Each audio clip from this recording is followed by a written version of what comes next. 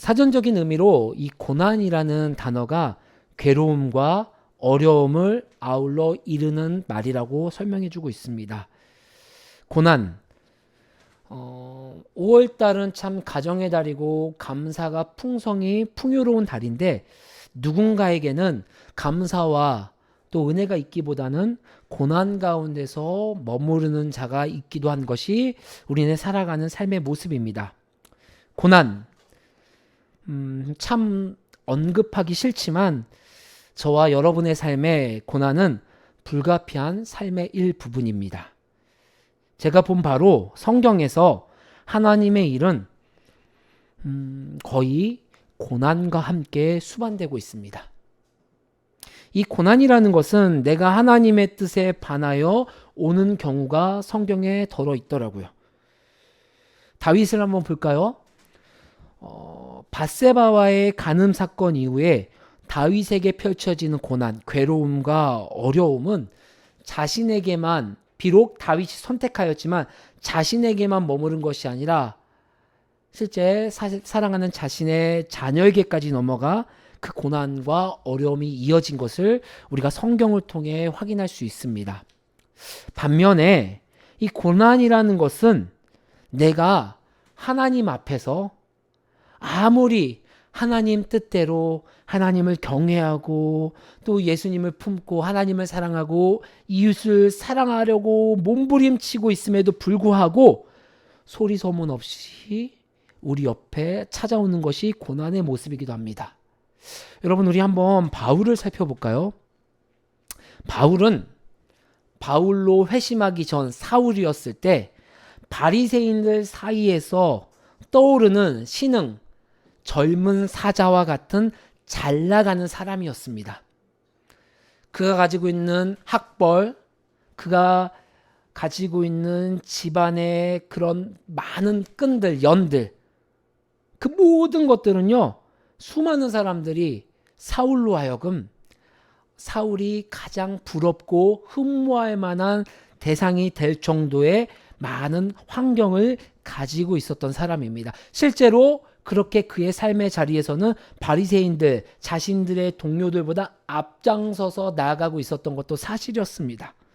그런데 여러분, 사울이 예수님을 만나고 모든 것을 버리고 예수님을 내 인생에서 전하는 것을 가장 우선순위로 정하고 나의 삶의 표대, 내 삶의 나침반이 예수님임을 고백하고 그렇게 살아가기로 삶의 방향을 조정한 이유로 그의 삶은 우리가 생각하는 것처럼 삶이 풀리진 않았습니다. 실은 그동안 인간 편에서 사울이 열심히 충성했다면 다메섹 도상에서 다메섹이라는 그 길 위에서 예수님을 만난 이후로는 사울은 하나님 편에서 하나님 뜻대로 하나님께 충성하며 열심히 살아가는 사람이 되었습니다. 그런데 여러분, 그렇게 인간 편에서 열심히 하고 있었던 사울이 이제 하나님 편에서 열심으로 살아가고 있는 바울이 되었을 때 그에게 다가오는 상황은요, 우리가 생각하는 것처럼 아름다운 장밋빛의 모습은 아니었습니다. 우리 시편 34편의 말씀에 손가락을 끼고요, 고린도 후서 11장 말씀을 한번 살펴볼까요? 고린도 후서 11장 24절부터 28절의 말씀인데 제가 가진 신약 성경으로는 약 298면 정도에 기록되어 있습니다. 고린도 후서 11장 24절부터 28절까지의 말씀을 우리 천천히 한 절씩 읽어볼까요? 천천히 읽어보겠습니다. 시작. 유대인들에게 40에서 하나 감한매를 5번 맞았으며 3번 태장으로 맞고 1번 돌로 맞고 3번 파선하고 일주야를 깊은 바다에서 지냈으며 여러 번 여행하면서 강의 위험과 강도의 위험과 동족의 위험과 이방인의 위험과 시내의 위험과 바다의 위험과 거지 정제 중의 위험을 당하고 또 수고하며 애쓰고 여러 번 자지 못하고 줄이며 목마르고 여러 번 굶고 춥고 헐벗었노라. 이 외의 일은 고사하고 아직도 날마다 내 속에 눌리는 일이 있으니 그 모든 교회를 위하여 염려하는 것이라. 아멘. 여러분 28절에도 나왔지만 바울은 늘 교회가 우선이었고 예수님이 우선이었던 사람이에요. 여러분 실은 이렇게 살아가면 바울이 살아가는 그 길이 좀 평탄하고 좀 더 잘 살아가야 되는 거 아닐까요? 근데 여러분 우리가 읽었던 말씀처럼 드라마틱하게 그의 삶의 방향을 180도 바꿨음에도 불구하고 모진 고난과 치욕과 내 안에 있는 자존감을 저 밑바닥으로 뭉개뜨릴 만한 수많은 일들이 바울에겐 주님 앞에 설 때까지 계속해서 있었다는 것입니다. 바울은 이 말씀 가운데 나와 있지 않지만 육신의 가시라고 하는, 정확하게 무엇인지 모르지만 많은 학자들이 간질이라고 말하고 하는 육신의 가시를 가지고 살아갔어요. 여러분 어떤 상황이냐면 바울이 여러분들 앞에서 저는 하나님에게 빚진 자입니다 하면서 이방 사람들 앞에 복음을 막 전하다가 갑자기 쓰러져서 입에는 개거품을 물면서 쓰러져서 발작 증세를 벌이고 있었던 모습이라는 거예요. 여러분 우리 인간적인 생각으로 갑자기 복음을 전하다 그렇게 쓰러지면 많은 사람들에게 덕이 될까요? 바울은 그것을 놓고 하나님 앞에 간절히 기도했다고 합니다. 하나님 이 가시를 저에게서 조금 떨어지게 해주세요. 할 수만 있다면 이 가시가 제가 복음을 전하는 데 있어서 너무 어려움이 있으니 하나님 이것을 없애주세요 라고 할 정도로 바울에게 이러한 고난과 하나님의 뜻대로 살아감에도 불구하고 이런 어려움이 첩첩산중으로 있었다는 것은 성경을 통하여 우리가 맞닥뜨릴 수 있는 현실이라는 것을 우리가 아셔야 됩니다. 저는 솔직하게 저에게 고난이 오지 않았으면 좋겠습니다. 모든 사람이요 저를 좋아하고 저를 인정해 줬으면 좋겠습니다. 근데 여러분 세상은 그렇게 돌아가지가 않습니다.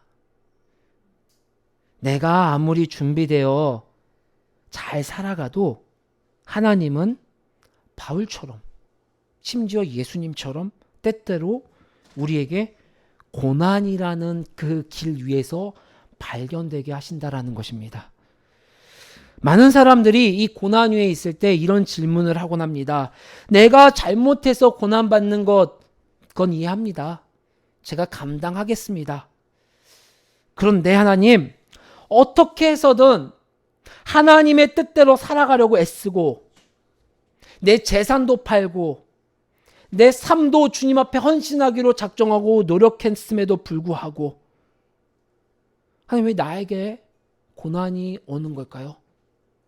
심지어는 그렇게 살아가지 않는 사람을 보니 오히려 저보다 더 떵떵거리며 잘 사는 것 같아요. 하나님을 믿지 않아도 선행을 하지 않아도 오히려 중상모략과 거짓말과 나를 속이며 수많은 선한 사람의 등을 치며 살아가는 그의 모습이 더 평탄대로로 살아가고 있는 모습이 있습니다. 하나님 뭐예요 이거 도대체? 왜 나에게만 이런 고난이 오고 오히려 저런 사람은 더 저 안 돼야 되는 거 아닙니까? 이러한 질문들이 실은 저와 여러분들이 신앙생활하는데 큰 장애물이 되곤 합니다. 큰 낙심의 거리가 되게 하기도 합니다. 오늘 저와 여러분들이 함께 읽은 시편 34편의 이 다윗의 고백은 그러한 질문에 대한 원초적인 본질적인 답을 주고 있습니다. 시편 34편은 다윗이 목동이었을 때 사울왕 앞에 충성된 모습을 보이다가 그 믿었던 하나님이 세워주시고 하나님을 사랑한다고 했던 그 믿었던 사울왕에게 목숨의 위협을 받고 블레셋으로 도망간 상황입니다. 여러분, 이 블레셋은 이방 땅이에요. 하나님을 믿지 않고 하나님을 조롱하는 자들이 모인 그 민족인데 그 블레셋에 도착해 보니 모든 사람들이 다윗을 경계하고 있는 거예요. 눈이 전부 세모눈이 돼서 저 다윗의 일거수일투족을 지켜보고 분노의 얼굴을 또 내 심령 가운데 다윗에게 친절하지 않은 모습을 보이고 있는 거예요. 왜냐하면 이스라엘과 블레셋은 원체 사이가 좋지 않았던 민족이었습니다. 더군다나 이 다윗이 블레셋으로 오기 직전 블레셋의 영웅 들어보셨을 거예요. 골리앗을 죽인 철천지 원수가 다윗입니다. 여러분 생각해 보세요. 1900년도 초반에 우리나라를 괴롭혔던 그 일본의 몇몇 리더십들이 우리나라 왔었을 때 이 조선 사람들이 그들을 환영했을까요? 아니죠. 경계했겠죠. 저놈 때문에 이 민족이 빼앗기게 되었고, 저놈 때문에 우리가 우리 언어를 빼앗기게 되었고, 우리 혼을 빼앗기게 되었다고. 그래서 수많은 열사들이 그 대적을 죽이기 위하여 그 어린 나이에 자신의 목숨을 잃었던 모습을 생각해 보세요. 블레셋이 그런 상황에 처한 상황입니다. 다윗은 다급하여 블레셋으로 피하였지만 그 낌새를 보아하니 곧 자신을 향해 칼뿌리가 겨눠질 것 같습니다. 결국 그 이방인들 앞에서 골리앗을 죽였던 그 용맹했던 다윗은 침을 질질 흘리며 미친 척하며 그 블레셋 이방 사람들 앞에 도망가는 모습을 보이며 자신의 그 목숨을 부지하는 상황이 오늘 시편 34편의 상황이에요. 그 치욕스러운 고난 가운데 내가 하나님의 이름을 빌려 누구도 앞서지 않았고 그 누구도 두려움에 떨어 골리앗 앞에 서지 않았음에도 불구하고 나는 하나님의 이름을 빌려 하나님의 아름다운 도구가 되었음에도 불구하고 지금 내가 이렇게 미친 척을 해야 돼? 내가 이렇게 침을 질질 흘려야 돼? 나는 그 고난과 어려움, 치욕스러운 상황 가운데서 다윗은 하나님을 기억하고 하나님을 찬양하는 거예요. 하나님 앞에 기도하는 거예요. 그 기도의 내용이 시편 34편의 내용입니다. 다윗은 이와 같이 고난 가운데 있는 자신에게 선포하는 것과 더불어서 수천 년이 지나 자신과 비슷한 상황 가운데 있는 이들에게 여기 있는 여러분들 가운데도 있을 수가 있겠죠. 고난과 어려움 상황 가운데 있는 자들이 있겠죠. 그 자들에게 이렇게 기도하고 이렇게 찬양하고 이렇게 하나님을 이해하라고 설명해 주고 있는 것입니다. 하나님은 다윗을 통하여 우리에게 이렇게 말씀해 주고 있는 것입니다. 하나님은 모든 상황 가운데서 특별히 좋을 때뿐만 아니라 고난 상황 가운데서도 하나님의 선하심을 드러내신다는 것입니다. 우리 시편 34편 8절 말씀 한번 읽어볼까요? 같이 읽어보겠습니다. 시작. 너희는 여호와의 선하심을 맛보아 알지어다. 그에게 피하는 자는 복이 있도다. 아멘. 여러분 여기서 맛보다는 이 히브리어는 미각적인 체험만을 말하는 것이 아니에요. 여기서 말하는 맛보다라는 단어는요, 우리의 인격적인 체험을 말하는 거예요. 단순히 문자적으로만 하나님의 선하심을 아는 것이 아니라 하나님은 내 가장 치욕스럽고 절망스러운 고난 가운데서도 우리의 전인격적인 생각, 마음, 나를 둘러싼 그 관계 속에서도 모든 상황 속에서 하나님의 선하심을 드러나게 하시는 가장 아름답고 훌륭하고 좋은 분이라는 것을 다윗은 시편 34편을 통해 우리에게 말씀하는 거예요. 그것을 은유적으로 이렇게 말하는 거예요. 너희는 여호와의 선하심을 맛보알지어다. 여러분, 하나님의 선하심을 내가 체험하고 경험하는 것은요, 단순하게 내가 아는 것으로 끝나는 게 아니에요. 4절 말씀을 보면요, 제가 읽겠습니다. 내가 여호와께 간구하며 내게 응답하시고 내 모든 두려움에서 나를 건지셨도다. 여러분, 하나님의 선하심은요, 우리가 겪는 그 고난 위기에서 벗어나게 하는 것으로 끝나지 않아요. 궁극적으로 이 고난과 어려움 그 밑에 있는 우리가 가지고 있는 궁극적인 두려움까지 해결해 주시는 분이라는 것입니다. 다윗은 삶의 가장 밑바닥에서도 하나님을 신뢰하고 하나님의 선하심을 경험하였습니다. 오늘 다윗이 겪는 고난, 바울이 겪었던 그 고난, 실은 그 고난의 제일 원인은 무엇인지는 잘 모릅니다. 성경에서 말하고 있지 않기 때문이에요. 흔히 말하는 악한 영, 대적의 마귀의 공격일 수도 있습니다. 반면에 하나님의 선하심을 드러내려는, 아니 다윗에게 더 깊은 하나님의 사랑과 하나님의 은혜를 경험케 하기 위한 하나님의 안배일지도 모릅니다. 근데 정확한 원인이 무엇인지 모르겠어요. 어떤 원인이건 다윗의 고백은 우리에게 하나의 결론을 제시하고 있다는 것입니다. 그 결론, 그 고백이 무엇입니까? 저와 여러분이 처하는 어떤 상황 속에서도 하나님은 선하신 분이라는 것을, 하나님은 선하심을 드러낸다라는 것입니다. 그런데 여러분, 우리는 너무 연약해서 자꾸 고난 가운데 어려움을 만났을 때는요, 다른 피난처를 찾습니다. 우리가 금방 읽었던 말씀이지만 34편 8절에 이렇게 말하고 있습니다. 그에게 피하는 자는, 선하신 여호와께 피하는 자는 복이 있도다. 하나님께 피하는 자는 그 선하심을 경험합니다. 그러나 눈에 보이지 않는 하나님은 우리에게 너무 무기력해 보여요. 존재하지 않는 것 같아 보여요. 그래서 하나님 말고 다른 피난처를 우리가 자꾸 찾습니다. 돈, 쾌락, 안정, 인맥.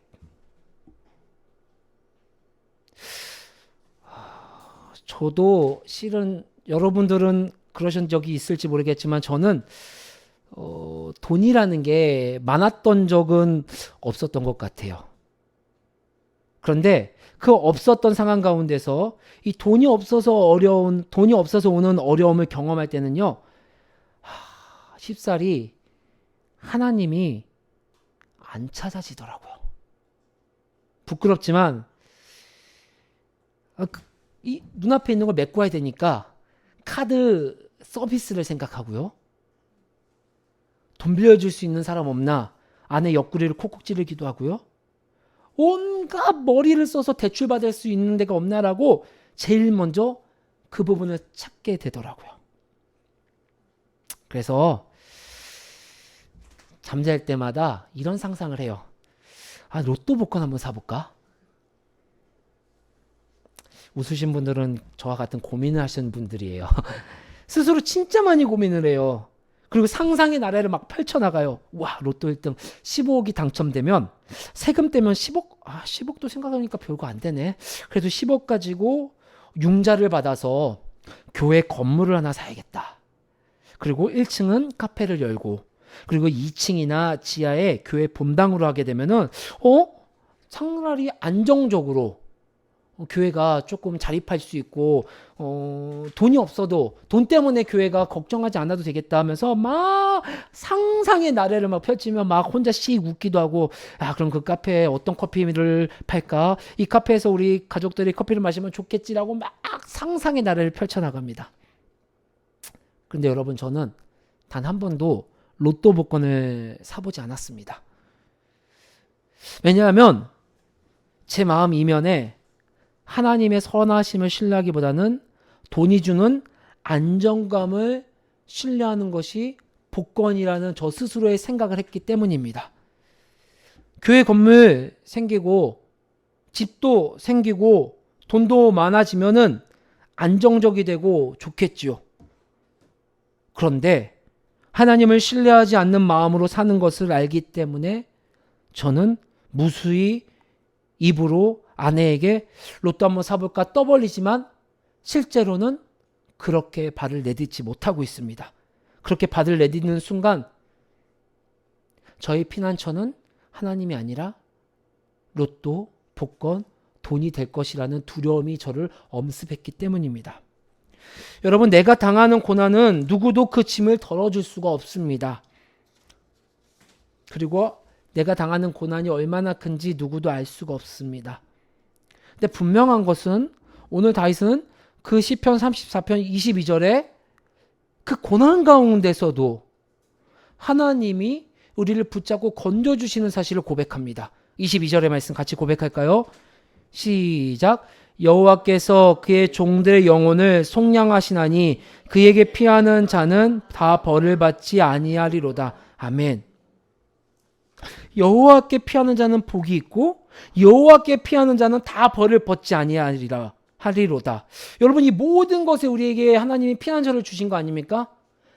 8절에서 복을 주신다라는 것은 내가 하나님의 뜻대로 살아갈 때 하나님이 주시는 그 복, 혹은 22절에 벌, 내가 하나님의 뜻대로 살아가지 않을 때 주시는 그 벌, 나의 잘못, 나의 죄로 인하여 받는 그 고난과 어려움 속에서도 하나님께 피하는 자는 그 속에서도 하나님의 선하심을 드러내고 하나님이 건져주신다라는 약속입니다. 근데 중요한 것은 이거예요. 우리도 다 다윗처럼 고난과 어려움을 겪는데 왜 나는 다윗처럼 이렇게 고난 속에서 하나님을 찬양하지 못하냐는 거예요.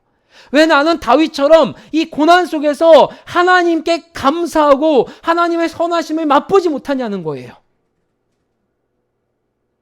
감사하게도 성경은 우리에게 그것에 대해 말씀해주고 있습니다. 어떻게 해야 우리가 고난의 깊은 수렁에서 하나님의 선하심을 경험하고 바라볼 수 있을까요? 우리 9절 말씀 읽겠습니다. 끝으로 34편 9절의 말씀 시작. 너희 성도들아 여호와를 경외하라. 그를 경외하는 자에게는 부족함이 없도다. 아멘. 여호와를 경외하라. 오죽했으면은 너희는 나에게 와서 경외하는 법을 배워라. 여러분, 경외하다라는 단어가 단순하게 두려워하고 무서워하다는 것 이상의 의미가 있습니다. 하나님을 경외한다는 것은요, 바로 하나님을 전적으로 신뢰하고 순종한다는 의미가 내포되어 있다는 거예요. 왜 하나님을 두려워하고 하나님을 무서워하는데도 불구하고 우리가 그 하나님을 신뢰하고 하나님 옆에서 하나님을 경외해야 되는 것일까요? 그것은 다름이 아니라 하나님은 두려운 분 맞습니다. 하나님은 무서운 분 맞습니다. 말씀대로 하시는 분 맞습니다. 하지만 하나님은 우리에게 전적으로 사랑을 베푸시는 그 신뢰를 보여주시는 분이기에 경외하라고 성경은 말씀해주고 있는 것입니다. 어떠한 상황 속에서도 하나님을 신뢰하고 하나님을 바라보고 하나님의 그 말씀에 순종하는 자, 부르짖는 자는 부족함이 없다라는 것을 다윗이 말하고 있습니다. 아비멜렉 앞에서 미친 채 하다가 쫓겨나는 그 다윗, 아마 처음부터 경외하진 않았을 거예요. 처음에는 이게 뭐야? 내가 그냥 목동이나 했으면 목숨의 위협은 겪지 않았겠지. 내가 그냥 아버지 그 막내 자녀로 저 들판에서 양들을 쳤으면 내가 그래도 이렇게 무섭고 하나님을 모욕하는 이방 민족 사이에서 마음 상할 일은 없었겠지. 이게 뭐야? 하나님 뜻대로 행했더니 오히려 더 나쁜 일만 생기네. 이거 내가 찢어 죽여도 마땅치 않은 저 이방 민족에게 잡혀서 내 목숨의 위협이 있겠네라고 다윗도 원망하지 않았을까요? 저는 분명히 그런 생각을 했을 것 같습니다. 그런데 다윗은 거기서 멈추지 않았어요. 비록 원망했다 할지라도, 비록 그 순간에는 내 상황을 처량하게 봤다 할지라도 다윗은 이 시편의 노래로 다시 자신의 삶의 자리에서 언제나 선하심을 드러내는 그 하나님을 기억하고 찬양했다라는 거예요. 사랑하는 성도 여러분, 나는 정말 주님을 신뢰합니까? 다시 말해, 가장 위기의 순간에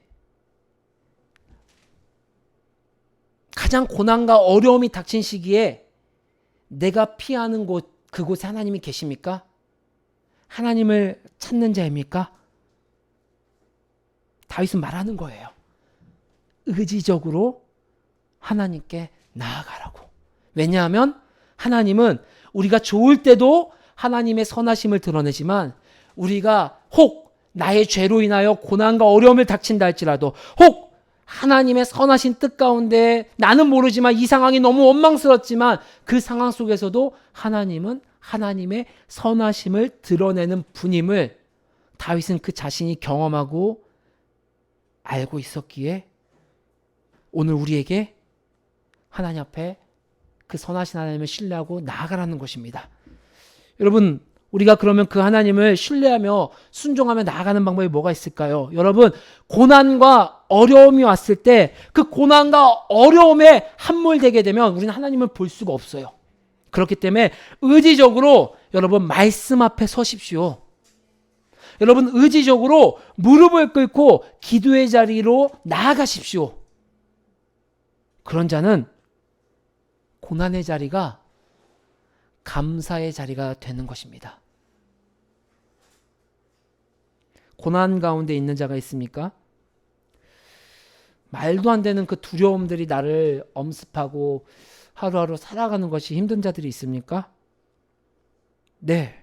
아마 그 상황이 사도 바울처럼 하나님이 만들어주신 상황일 수도 있어요. 혹 그 상황이 나의 어떠한 연약함으로 인하여 만들어진 상황일 수도 있고, 혹 그 자리를 통하여 나를 더 밑바닥으로, 저 밑바닥으로 하나님을 배도하게 하기 위한 악한 영의 미혹일 수도 있습니다. 그런데 중요한 것은요, 어떤 상황에서건 하나님께 피하는 자, 하나님을 신뢰하는 자에게는 하나님의 선하심을 드러내신다는 거예요. 여러분, 다시 한번 권면합니다.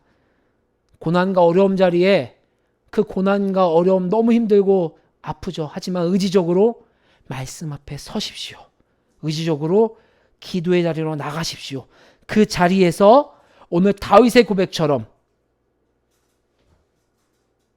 하나님은 나의 피난처시고 나를 속량하시는 분임을 여러분들이 맛보아 아는, 인격적으로 체험하여 알 수 있는 은혜의 자리가 마련되어 있을 것입니다. 그 자리로 나아갈 수 있는, 그래서 그곳이 고난의 자리가 아니라 감사의 자리가 되는 사랑하는 우리 가족들 되기를 주의 이름으로 소망합니다.